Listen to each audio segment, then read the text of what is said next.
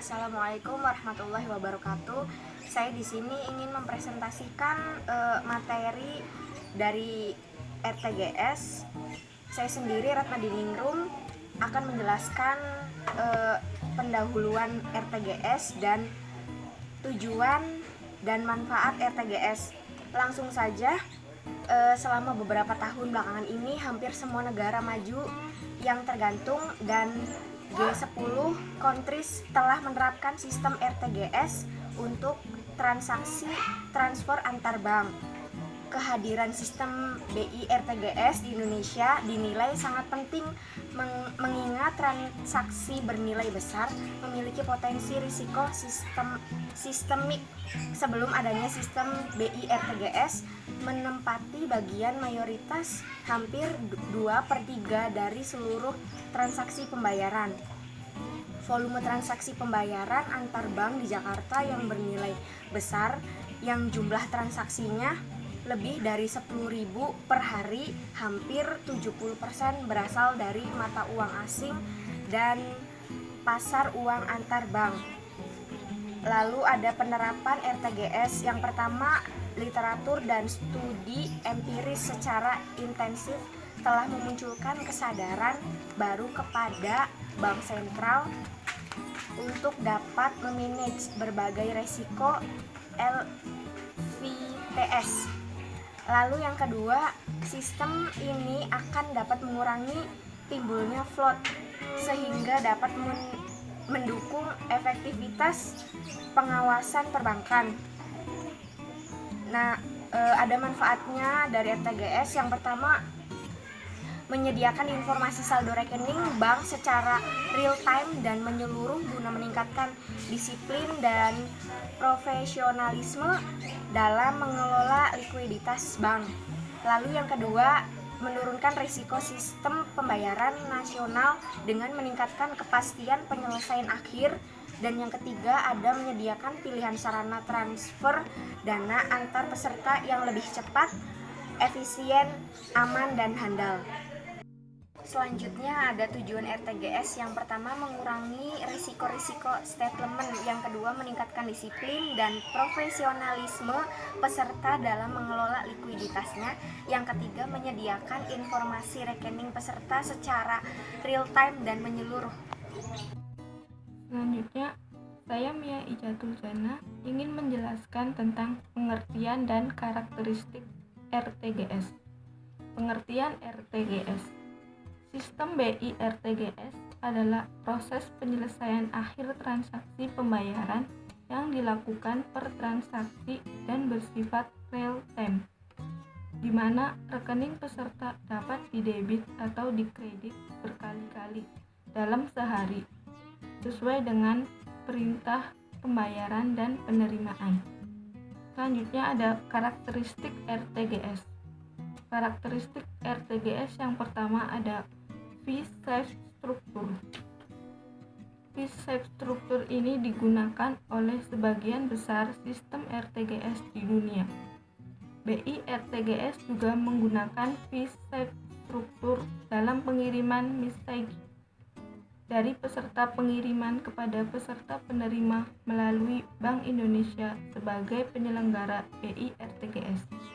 Karakteristik yang kedua, peserta BI RTGS. Jumlah keseluruhan peserta langsung sistem BI RTGS saat ini berjumlah 150 yang terdiri dari 149 bank dan 1 non-bank. Sedangkan jumlah peserta tidak langsung terdiri dari 3 bank.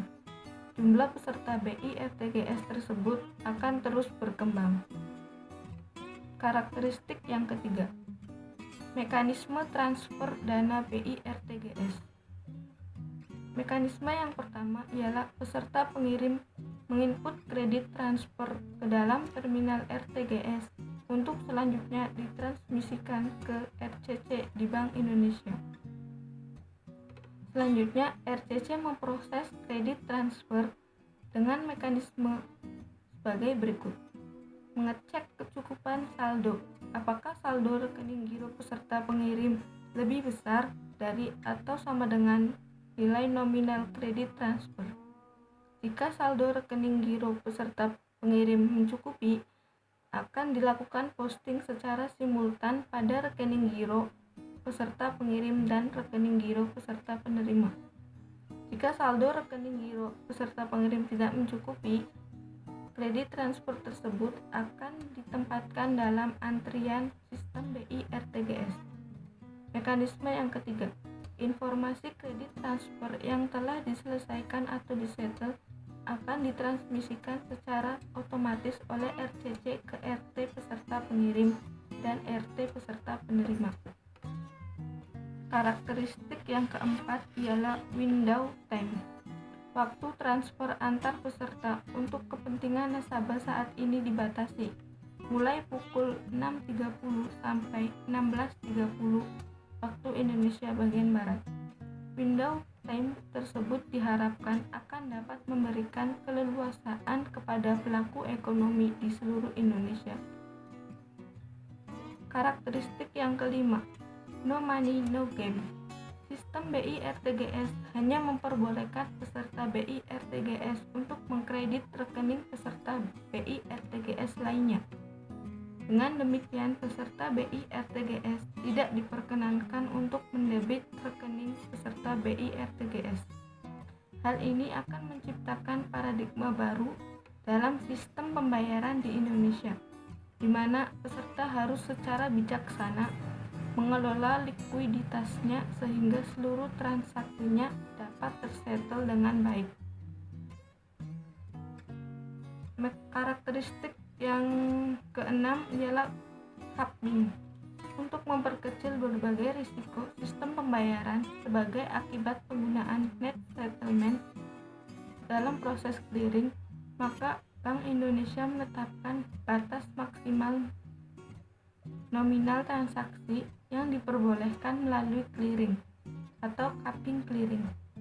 Pada tahap awal, capping clearing ditetapkan sebesar 1 miliar dan pada tanggal 1 Oktober 2020 diubah menjadi 100 juta.